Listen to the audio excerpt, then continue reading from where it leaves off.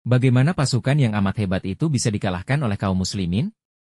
Rasulullah bersaksi bahwa pasukan Al-Mahdi yang bertempur melawan pasukan Romawi dengan hebat tersebut, pada zaman itu adalah manusia terbaik di muka bumi ini. Beliau bersabda, yang merupakan penduduk bumi yang terbaik pada masa itu. Beliau bersaksi bahwa mereka yang gugur adalah para syuhada, yang paling mulia di sisi Allah. Beliau bersaksi bahwa pasukan terdepan yang mereka utus untuk memata-matai pergerakan Dajjal adalah mereka pada waktu itu adalah sebaik-baik prajurit berkuda di muka bumi. Sungguh mereka adalah manusia-manusia pilihan, generasi At-Taifah Al-Masyurah di akhir zaman yang menyertai Imam Al-Mahdi dalam memerangi Romawi dan menaklukkan Dajjal. Mereka inilah yang disebutkan oleh Rasulullah dalam sebuah hadits. Dari Imran bin Husain berkata, Rasulullah Shallallahu Alaihi Wasallam bersabda, akan senantiasa ada sekelompok umatku yang berperang di atas kebenaran. Mereka meraih kemenangan atas orang-orang yang memerangi mereka, sampai akhirnya kelompok terakhir mereka memerangi Dajjal. Sisa-sisa pasukan Al-Mahdi yang selamat akan meneruskan perjuangan dengan menaklukkan kota Konstantinopel dan memerangi Dajjal. 7. Imam Al-Mahdi dan Bani Ishaq menaklukkan Konstantinopel.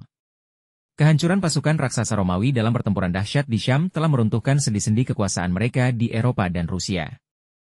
Meski jumlah pasukan Al-Mahdi telah berkurang banyak, namun semangat juang mereka justru berlipat ganda. Pasukan Romawi telah musnah tanpa sisa di medan laga Syam, maka jalan menuju penaklukan Konstantinopel terbuka lebar. Bila Konstantinopel berhasil direbut kembali, maka kota-kota dan negeri-negeri lainnya di Eropa dan Rusia akan semakin mudah ditaklukkan. Al-Mahdi tidak membuang waktu lebih lama lagi. Setelah semua pasukan yang gugur dimakamkan, ia segera mengonsolidasikan kembali pasukannya. Tak diragukan lagi, kota benteng musuh yang paling dekat adalah Konstantinopel. Kota yang berdiri dengan kokoh di pertemuan benua Asia dan Eropa itu merupakan kota militer dan politik sejak berabad-abad lamanya. Dahulu kala, ia merupakan pusat pemerintahan Imperium Romawi Timur. Setengah kota berada di daratan, dan setengah lainnya berada di lautan. Konstantinopel dikelilingi oleh benteng-benteng yang luar biasa tinggi dan tebal. Berkali-kali para penguasa Islam melakukan penyerbuan kepadanya, namun semuanya berhasil dipatahkan oleh kokohnya benteng pertahanan Konstantinopel. Usaha yang dimulai sejak zaman pemerintahan Muawiyah bin Abi Sufyan tahun 50 Hijriah, 670 Masehi, dan tahun 5361 Hijriah, 672-680 Masehi dari Daulah Umayyah, hingga masa Sultan Murad II bin Muhammad, 824-855 Hijriah, dari Daulah Utsmaniyah belum juga berhasil. Baru pada tahun 1453 Masehi, Sultan Muhammad Al-Fatih dari Daulah Utsmaniyah berhasil merebutnya lewat pertempuran dahsyat yang berlangsung sangat lama.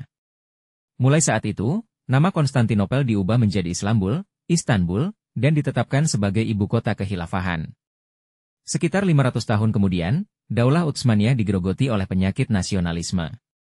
Melalui pengkhianatan Mustafa Kamal dalam Perang Dunia Pertama, satu persatu wilayahnya direbut oleh bangsa Nasrani Eropa. Kota Istanbul diduduki tentara musuh.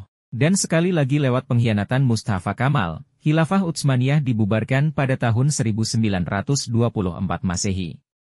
Mustafa Kamal diangkat sebagai presiden pertama bagi sebuah republik Turki sekuler. Berdirinya Republik Turki sekuler menjadi awal bagi perubahan 180 derajat negeri yang pernah menjadi pusat khilafah Islamiyah terakhir itu. Sekulerisme dan nasionalisme dipaksakan kepada rakyat dengan tangan besi. Bahasa Arab, adzan, masjid-masjid, sekolah-sekolah agama dan universitas Islam dilarang dan dihancurkan. Segala hal yang berkaitan dengan Islam dinyatakan terlarang. Rakyat dipaksa untuk menanggalkan Islam. Sekulerisme menjajah rakyat dengan dukungan militer yang dididik dan dibentuk oleh negara-negara salibis barat. Setiap kali gerakan kebangkitan Islam mencoba untuk hidup, tumbuh dan bangkit, buru-buru pihak militer memberangusnya dengan kejam.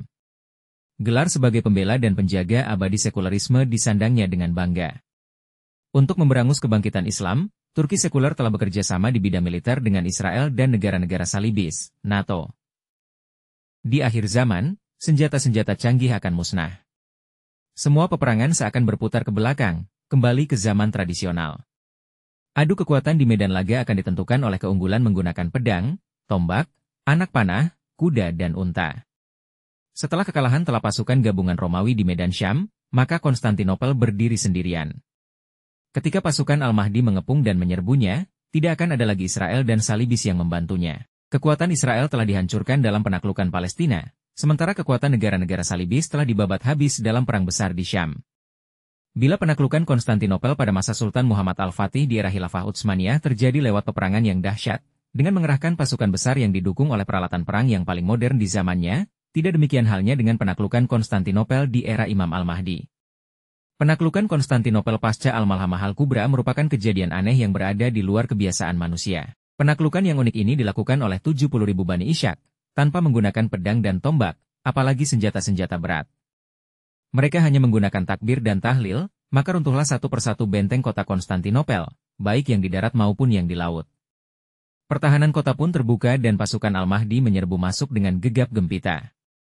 Bila kita memperhatikan sisi lain dari persamaan antara Perang Ahzab dan Al-Malhamah Al-Kubra, maka kita dapati bahwa posisi dan peran Turki mirip seperti Bani Quraisyah yang memberikan bantuan kepada pasukan gabungan. Turki telah berkhianat kepada kaum muslimin dengan memberikan bantuan fasilitas dan moral kepada koalisi Romawi Bani Ashfar. Sikap Al-Mahdi terhadap negeri Konstantin. Ini sebagaimana sikap Rasulullah Shallallahu Alaihi Wasallam menaklukkan Bani Quraisyah, di mana pasca Perang Ahzab langsung disusul dengan penyerbuan Bani Quraisyah. Begitu inginnya beliau untuk segera menaklukkan Bani Quraisyah, maka tidak banyak persiapan militer yang dilakukan. Baju perang yang baru saja ditanggalkan segera dikenakan dan pedang yang baru saja digantungkan kini sudah siap dihunuskan. Rasulullah Shallallahu Alaihi Wasallam ditegur oleh barisan para malaikat yang belum meletakkan senjatanya. Sehingga dengan instruksi yang sangat mendadak beliau bersabda, "Barang siapa yang tunduk dan patuh, hendaklah ia tidak sholat asyar kecuali di perkampungan Bani Quraisyah." Nampaknya sikap itu pula yang akan diambil oleh Al-Mahdi. Usai meraih kemenangan dalam Perang Al-Malhamah Al-Kubra, Al-Mahdi dengan sisa pasukan yang hanya sepertiga segera melanjutkan perjalanan untuk menaklukkan Turki, Konstantinopel. Sisa-sisa pasukan inilah yang dinyatakan sebagai pasukan terbaik dari Madinah, sebaik-baik manusia di muka bumi yang tidak akan terkena fitnah untuk selamanya. Boleh jadi peristiwa penaklukan Rasulullah Shallallahu Alaihi Wasallam atas Bani Quraisyah, yang berkhianat dalam Perang Ahzab, juga menginspirasikan penaklukan Al-Mahdi atas Konstantin. Bukankah dalam penaklukan atas Bani Quraisyah para sahabat tidak menggunakan pedang dan tombak? Yang dilakukan para sahabat hanyalah mengepung perkampungan Bani Quraisyah, melontarkan kalimat-kalimat yang membuat musuh menjadi ciut nyalinya. Peperangan ini adalah perang urat syaraf. Allah menyusupkan ketakutan ke dalam hati orang-orang Yahudi Bani Quraisyah melalui perantaraan para malaikat yang mengguncang benteng-benteng mereka. Musuh telah ciut nyalinya melihat kokohnya tembok benteng mereka diruntuhkan oleh teriakan takbir dan tahlil yang membahana di angkasa. Sungguh dampak kalimat yang diteriakan oleh pasukan Al-Mahdi lebih hebat dari gempuran 1000 meriam. Mereka pasti bukan manusia biasa. Maka tiada nyali sedikit pun pada diri pasukan penjaga Konstantinopel untuk melawan pasukan hebat Al-Mahdi. Mereka dikalahkan dengan cepat, ditawan dan diduduki kotanya. Di saat tentara Al-Mahdi telah memasuki kota dan tengah mengumpulkan harta rampasan perang, tiba-tiba terbetik kabar bahwa Dajjal telah muncul. Maka mereka pun segera berangkat ke Syam untuk menyusun kekuatan guna menghadapi perang dahsyat melawan Dajjal. Al-Mahdi dan pasukan tangguhnya ini tidak memedulikan lagi harta rampasan perang yang melimpah, karena peperangan melawan Dajjal adalah peperangan paling menentukan bagi kelangsungan Islam di muka bumi.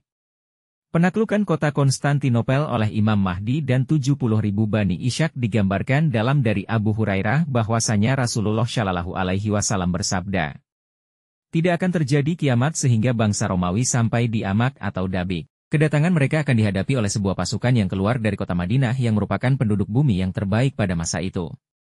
Apabila mereka telah berbaris dan berhadap-hadapan untuk berperang, bangsa Romawi akan mengertak. Biarkan kami membuat perhitungan dengan orang-orang kami yang kalian tawan." Maksud mereka bangsa Romawi yang telah masuk Islam. Mendengar gertakan itu, kaum muslimin menjawab, "Demi Allah, kami tidak akan membiarkan kalian mengusik saudara-saudara kami." Maka terjadilah pertempuran antara kedua pasukan, sepertiga pasukan Islam melarikan diri dari medan pertempuran. Maka Allah tidak akan mengampuni mereka, memberi mereka taufik untuk bertaubat, untuk selama-lamanya. Sepertiga pasukan Islam yang lain akan terbunuh dan mereka adalah sebaik-baiknya orang yang mati syahid di sisi Allah.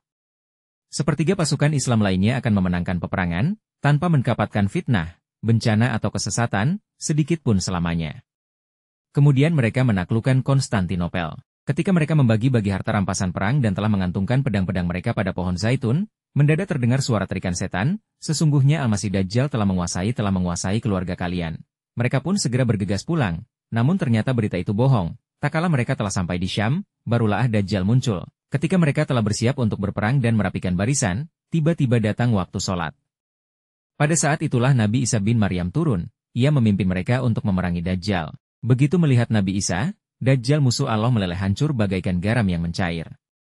Sekiranya ia membiarkan, sudah tentu musuh Allah itu akan hancur leleh.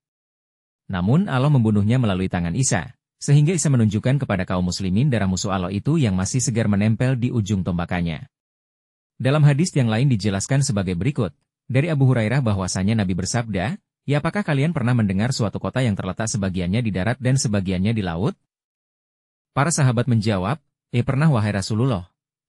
Beliau bersabda, tidak terjadi hari kiamat, sehingga ia diserang oleh 70.000 orang dari Bani Ishaq. Ketika mereka telah sampai di sana, maka mereka pun segera mengepungnya dengan rapat. Mereka tidaklah berperang dengan senjata dan tidak melepaskan satu anak panah pun.